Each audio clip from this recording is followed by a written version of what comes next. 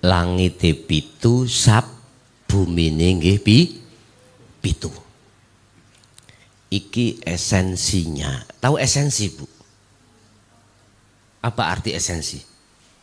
Enggak tahu. Podolaan. Substansinya atau makhlus syahidnya itu apa? Kalau kita bicara muhakkamah itu secara fisik. Kalau kita bicara mutasyabbihat itu secara ruhaniyah. Nggih, matur suwun nggih. Kita kalau bicara langit Sabtuju, itu esensinya kan ruhaniyah, bukan jasmania. Kalau bumi memangnya secara jasmania, bisa dilihat, bisa dibuktikan secara jasmani. Tapi kalau sab langit 7, mulai pertama, kedua, ketiga, sampai 7. Ini apa bisa dibuktikan secara fisik? Anda nggak bisa, harus secara ruhaniyah. Lah, disinilah ada dua pandangan. Satu dari pandangan yang namanya syariah, kacamata syariah. Ada juga pandangan dari kacamata hakikat. Pandangan kacamata syariat, sab langit 7 itu tempatnya ada di makom mukasyafah. Ini hanya bisa dialami oleh seseorang yang telah melakukan kholwat atau uzlah, atau bisa saya katakan mujahadatun nafsi. Lah, yang berhak memperjalankan di sab langit 7 itu hanyalah Allah. Di dalam sab langit 7 itu, mulai 1 sampai 7 itu masih disebut makhluk. Mengapa makhluk? Karena ini yang menciptakan Allah. Kalau sudah disebut, tidak disebut makhluk berarti kholik. Kholik berarti Allah yang menciptakan.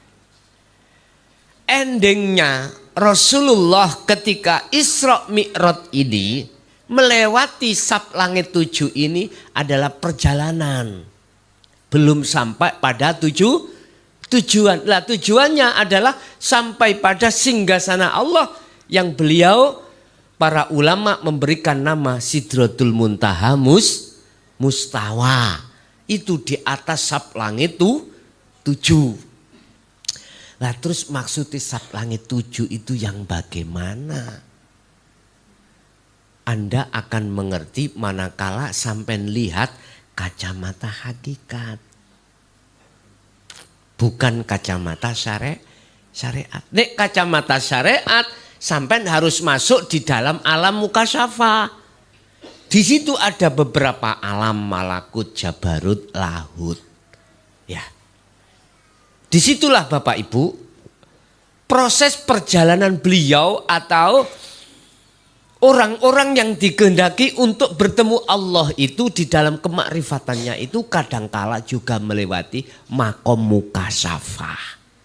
Kan ada 3, muhadharah, mukasyafah, musyahadah. Muhadharah yo alam kasunyatan niki, dunya niki. Mukasyafah alam gaibnya makhluk. Makhluk apapun, termasuk malaikat, makhluk termasuk jin, termasuk iblis, makhluk termasuk surga, makhluk termasuk neraka, alam barzah itu yo makhluk. Makhluk termasuk arwah-arwahnya para kekasih Allah. Iku makhluk napa mboten? Makhluk. Bisa jadi jenengan akan dilewatkan oleh Allah alam mukasyafah. Ketemu masuk di dalam alam lahut. Pertama ketemu Kanjeng Nabi, ketemu Nabi Ibrahim dan nabi-nabi yang lainnya utusan Allah. Bisa jadi. Bisa jadi. Lah, di sini bisa Anda buktikan secara syariat dengan bentuk jenengan kedah kholwat. Kedah kholwat. Tapi ojo meksa nang Allah. Ojo maksa, jangan maksa.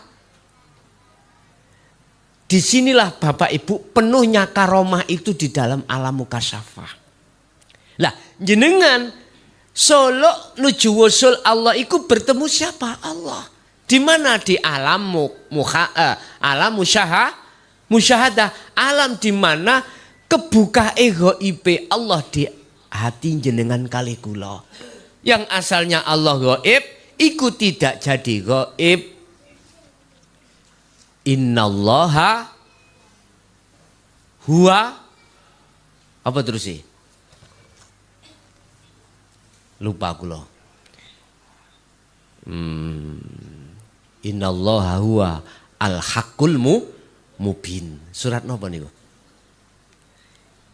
Tolong sing hafid atau hafidah. Sesungguhnya Allah itu nyata. Al-haq nyata, al-mubin jengleh. Ngoten lho bahasane Indonesia ya napa? Allah itu nyata atas kebenarannya.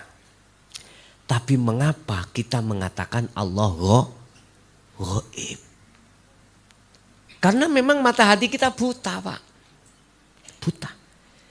Kalau itu sudah kebuka berarti jenengan kalikulat sudah ditarik Allah di alam musyahadah, alam persaksian yang benar. Ini ruhaniyah, Pak, bukan jasmaniyah. Kalau jasmaniyah alami alam mukhadharah ini. Ruhaniyah kita ada dua alam.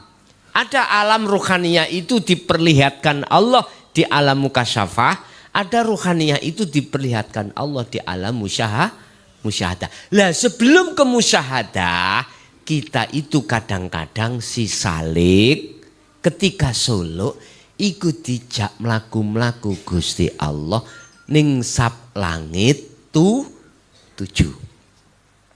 Sab langit 7 iku dihuni siapa? Yang pertama, kedua, nabi siapa, rasul siapa? Itu ada, Pak, semuanya keterangannya. Cuman saya nggak hafal. Yang jelas di situ ada para nabi dan para rasul. Iki syariat. Tak tarik kacamata hakikat, sab langit pitu iku ndi? Sudah ada yang tahu? Halo? Sudah ada yang tahu? Sab langit pitu? Wis. Sampeyan buka di dalam sifat wajib Allah. Sifat wajib Allah jumlahnya ada 20. Satu wujud itu namanya nafsiyah. Terus nomor 2 adalah salbiyah. Nomor 3 ma'ani. Nomor 3 maknawiyah. Ma'ani dan maknawiyah 7. Contoh. Kudrat. Tahu kudrat? Kekuatan. Kekuatan tempatnya di mana? Irodah. Kudrat irodah. Nomor loro. Kehendak. Kehendak tempatnya di mana? Dalam hati. Nek kekuatan ya sampai ngadeg iku tidak lepas dari kekuatan sampai berjalan sampai nyapoai. Kudrat irodat ngilmu. Ngilmu berarti pengetahuan. Weruh. Kita bisa melihat sesuatu di situ ada Allah enggak? Di dalam kudrat, di dalam irodah itu ada Allah enggak? Pasti ada hidup di situ. Kudrat, irodat, ilmu, hayat, hidup. Kahanannya di mana hidup itu? Tempatnya di mana? Hayat, hidup, terus selanjutnya sama pendengaran. Kita bisa mendengarkan suara. Manakala di situ nggak ada latifah Allah, kita ujuk-ujuk bisa mendengar. Halo, mboten saged. Basor, peningali hati sampean yang disebut iman. Apa mungkin sampai ujuk-ujuk bisa iman sendiri? bahwasanya yang menggerakkan semua itu adalah Allah? Nggak bisa. Di dalam iman itu juga dikuasai Allah. Makanya dalam ada satu ayat, Allah akan menyesatkan satu hambanya. Kalau sudah disesatkan, tidak ada satupun orang yang bisa menolong atau memberikan petunjuk.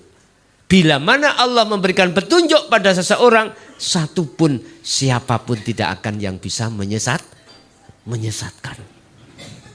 Kalam. Jadi kalam ini ucapan, munculnya suara. Apabila di Mr. Bell ini, ya, Bell, tahu Mr. Bell Hamid? Bell itu klakson toh. Nama saya kan Mukhlason, sama toh, klakson. Jadi Mr. Bell. Di dalam Mr. Bell ikut tanpa ada Allah. Apa bisa berkalam sendiri Mr. Bell? Bisa enggak? Enggak bisa.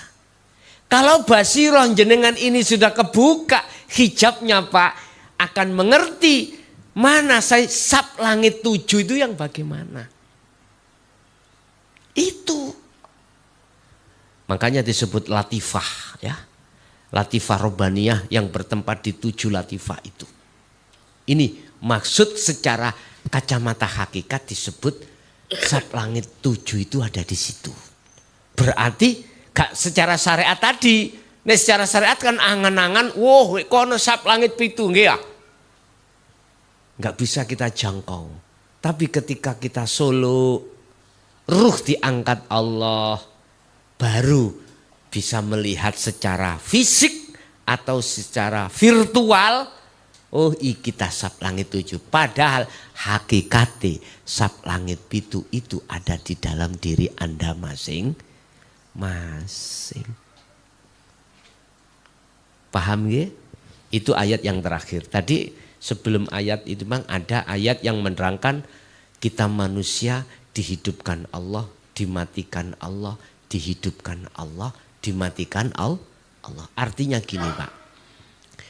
Kalau kita itu adanya asalnya tidak ada, sederhana aja. Kita kan asalnya tidak ada toh Pak Bu? Ya, betul? Adanya kan kita diadakan. Wis bagaimana kita bisa kembali kita sebenarnya tidak ada. Asalnya kita gak ada, terus diadakan Allah. Bagaimana caranya kita kembali kepada yang tidak ada. Artinya keakuan kita sementara ini mengaku ada. Sebab adanya diadakan oleh yang maha ada. Nah sekarang bagaimana pertanyaannya kita bisa kembali yang ada. Otomatis kita harus melewati jadi orang yang tidak ada terlebih dahulu. Apa mungkin perkara yang tidak ada itu bisa melihat yang ada? Gak mungkin. Sebab yang ada, yang bisa melihat yang ada, itu mestinya yang ada. Tambah bingung. Wis gini loh Pak. Intinya mek ngeten tok kita. Bagaimana cara kita sebelum mati, kita sudah kembali kepada Allah. Wis, kita asalnya tidak ada. Adanya sebab diadakan oleh Allah. Sekarang tinggal sedikit. Bagaimana kita tidak merasa ada. Udah itu. Kalau kita sudah fana, tidak merasa ada, maka disitulah yang disebut nafi itsbat. Artinya Anda sudah menetapkan akunya Allah yang ada. Tambah bingung Gus. Ya wis, memang tak wani ajaran bingung. Cek ini penasaran. Gus iku lah tauhid tingkat tinggi. Enggak tingkat tinggi. Enggak. Tadi kan aku ngomong, bagaimana kita bisa kembali pada Allah yang kita asalnya tidak ada, sekarang ada. Bagaimana kita tidak ada? Iku kembali ke rohaninya. Kita kan bisanya kan ngaku-ngaku toh Bu, Pak. Ngaku-ngaku. Lah ngaku-ngaku keakuan nafsiyah ini lepas ning ati.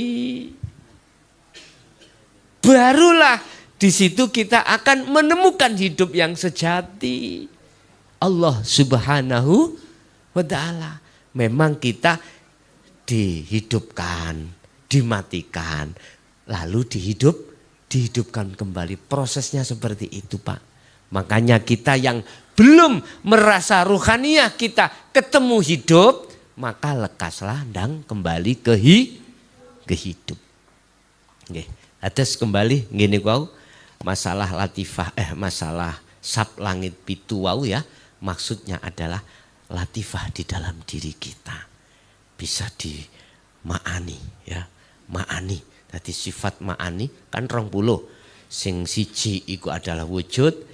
Terus sing sijine adalah salbiyah, sijinya adalah maknawi, dan yang sijinya adalah maknawiyah. Diporo papat. Nah, iku pitu-pitu, terus piro iku? Siji, pitu 14 ditambah siji berarti 15. Berarti salbiyah itu ada 5. Apa? Kidam bakok. Mukhalafatu lil khawadis qiyamuhu binafsihi wahdani ya. Nggih saged ditampi. Nggih, ada lagi? Monggo. Satu. Assalamualaikum warahmatullahi wabarakatuh. Pertanyaan saya, semua ciptaan Allah itu adalah makhluk. Apakah Al-Quran juga termasuk makhluk? Sekian, wassalamualaikum warahmatullahi wabarakatuh. Waalaikumsalam warahmatullahi wabarakatuh. Jenengan manakala melihat tulisan ya jelas makhluk lah. Tapi kalau melihat inti di dalam tulisan, wahyu. Dan wahyu itu sumbernya dari tiupan Allah. Makanya disebut wahyu. Firman Allah, kalamullah.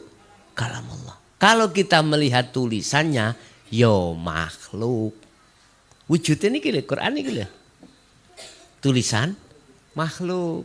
Tapi nek sampean masuk di dalam substansinya, isi daripada Quran bukan tulisannya. Maksud daripada Quran itu adalah wahyu, dan wahyu itu adalah hembusan dari Allah. Makanya disebut kalamullah. Apakah si salik ketika suluk menuju wusul itu mesti ngelewati mukasyafah? Dijawab, iku haknya Allah. Bisa jadi iya, bisa jadi tidak. Ruhaniyah itu ketika saat Allah menarik untuk sowan ing ngersane Gusti Allah, bisa jadi perjalanannya itu dikelihatan, dilewatkan mukasyafah, bisa jadi tidak. Pesan saya bagi Anda yang dilihatkan di dalam alam mukasyafah, pesan saya biar tidak keblinger, terbuai dengan isi di dalam alam mukasyafah. Alam mukasyafah itu tidak ada wanita elek mboten enten balas, Bu. Laki-laki sing awet mboten enten, semuanya bagus dan cantik. Hartanya enggak ada yang sandal rego 50.000 enggak ada. Mas-masanya enggak ada, perak itu enggak ada. Mohon maaf. Inilah ada kaitannya dengan karomah di situ. Pesan saya biar enggak kepencut, pegang teguh adzikru bisiril asror. Iki belum kula sampaikan. Zikir sing tanpa ngucap, tanpa lafat. Kan zikir ada jahri, siri, lalu sirul asror. Ini sampean pegang. Nek sampean gak megang zikir sirul asror mesti kepencut siapapun. Sehingga mengapa menurut Syekh Ibnu Athaillah di dalam kitab Hikam, orang yang masuk di situ digolongkan menjadi 2 golongan. 1 kasab suwari, 2 kasab maknawi. Sing suwari tadi kepencut, sing maknawi tidak. Ini Inilah perbedaan kita. Ketika kita bertorikoh, ketika solo ada yang membawa zikir sirul asrar, ada yang tidak. Hanya membawa zikir khofi atau zikir siri. Ini nantinya jadinya seperti ini. Makanya jangan heran Anda puluhan tahun di torikoh tidak membawa sirul asrar, belum bisa sampai wusul, jangan heran. Karena kita telah terbuai dengan isi kandungan di dalam alam mukasyafah. Yang nomor 2, di muka kita ada 4 minuman, oke. Sebutannya ada 4, ya. Ada apa namanya ini, klub, ada teh, ada susu, ada larutan. Apakah saya sudah betul melihat yang satu? Yang satu yang mana? Hidup, Pak. Betul. Tandanya hati sampean bisa melihat ada iman, ada rasa yakin. Di situ ada Allah. Ini sudah musyahadah.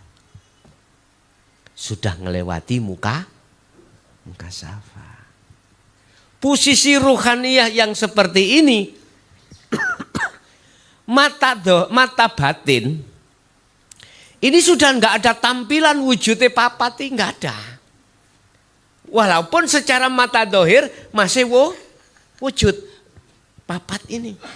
Masih ada sebutan papat. Tapi mata hati sudah tidak ada sebutan, tidak ada wujudnya tampilan ini. Yang ada adalah la ilaha illallah al-malikul hakul mubin. Inilah namanya jengleh. Apa bahasa Indonesia jengleh? Nyatanya Allah. Pesan saya, perkuat iman yang sudah makrifat seperti ini.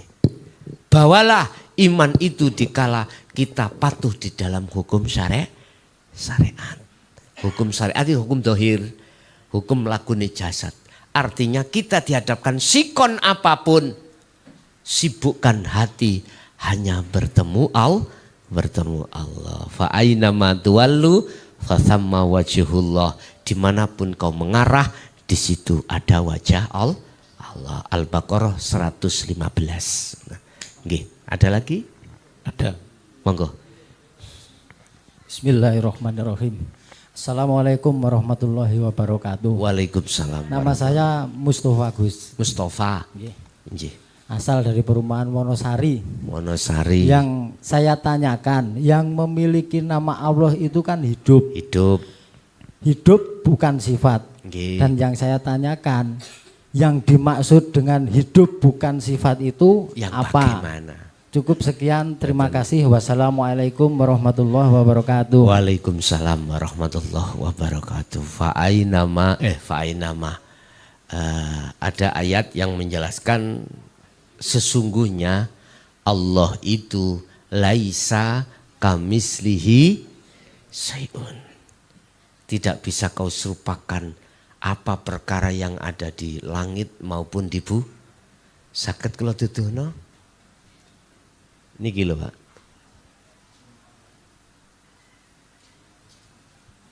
Paham? Ini.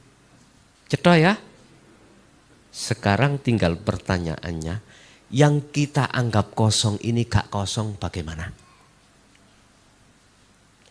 Ini juga ada di dalam tembok, juga ada di dalam air, juga ada di dalam dirimu, dan lain sebagainya. Terus bagaimana caranya kau bisa bertemu ini? Inilah orang tauhid dulu mengatakan susuane angin. Inilah orang dulu juga mengatakan galie kangkung. Ada yang mengatakan ahli tahqiq adalah teracai kuntul mabur. Udah. Jangan pakai akal Bapak Ibu, pakai iman. Tanpa ini bisakah sampai di sini? Gak bisa. Jenengan tahu katakan untuk membuka ayat laisa kamislihi, ya ini yang kita anggap kosong. Padahal iki gak kosong. Kita menganggap kosong karena kita merasa ada. Titik wonten mriku. Kita manusia, makhluk merasa ada. Biar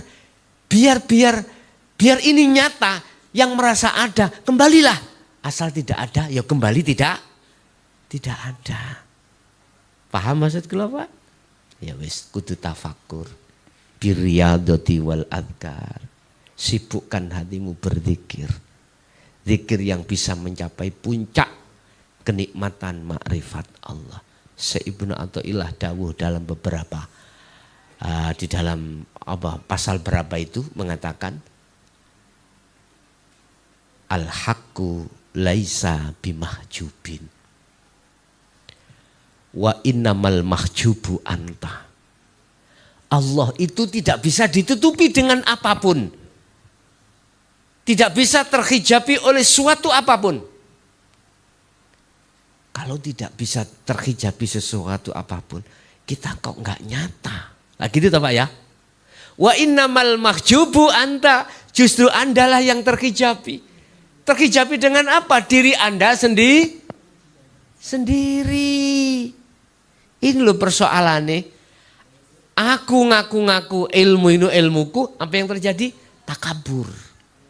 Merasa aku lebih baik, lebih pintar, lebih alim daripada jenengan. Udah, itu hijab sudah. Pengakuan dalam diriku bahwasanya selain Allah itu ada termasuk aku, diriku. Makanya Allah mengajarkan terhadap kita lewat Rasulullah di dalam surat Al-Anbiya. Muhammad jelaskan tentang la ilaha illa ana aku. Jelas no, ana yang bagaimana? Tidak ada Tuhan kecuali aku. Jelaskan Muhammad. Fa'budun, supaya nyembahi umat iku betul-betul ke aku. Aku yang mana? Bukan aku makhluk loh Pak ya. Bukan aku makhluk. Tapi aku kholik. Itu dijelaskan Allah. Hati tingkatan hakikat yang puncak makrifat itu dijelaskan Rasulullah. Kalau Rasulullah tidak menjelaskan, nggak mungkin akan muncul surat Al-Anbiya ayat 25. Nggak mungkin. Makanya saya kurang sepaham. Bila mana ada saudaraku yang bermakolah, Rasulullah tidak pernah mengajarkan dinul haq atau ajaran hakikat menuju makrifat. Kalau tidak, mengapa muncul ayat ini? Itu aja lah, gak usah berdebat. Nek menurut aku kurang sepaham, gitu aja menurut saya. Gak menyalahkan makalah yang mengatakan bahwasanya Rasulullah tidak pernah mengajarkan. Enggak, saya kurang sepaham, kayak gitu toh. Karena apa?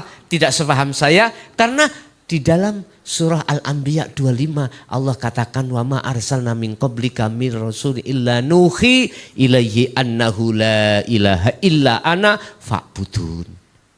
Maneh lagi surat Al-Ikhlas. Kul katakan Muhammad huwallahu ahad. Huwa utawi hidup, zat iku Allahu utawi namanya Allah iku ahadun esa. Esa itu tunggal. Gini gua lu. Kita didorong Rasulullah dengan ajarannya untuk sampai pada yang tunggal tadi. Bukan 4 nama. Nggih, ada lagi. Jam 11 sih an, 10. Oh, jam 9 sih an.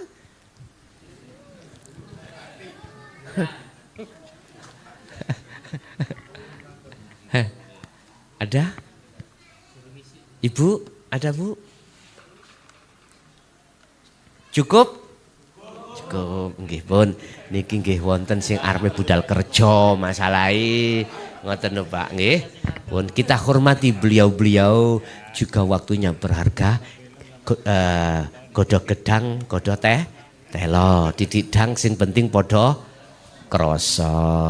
Bapak Ibu, itulah apa yang bisa kami sampaikan. Mudah-mudahan sekelumit ilmu itu akan menjadikan satu ilmu ingkang berkah dan bermanfaat terhadap kehidupan kita dan keluarga kita, anak putu kita ila yaumil qiyamah. Lahumul Fatihah. A'udzubillahi minasyaitonir rajim. Bismillahirrahmanirrahim.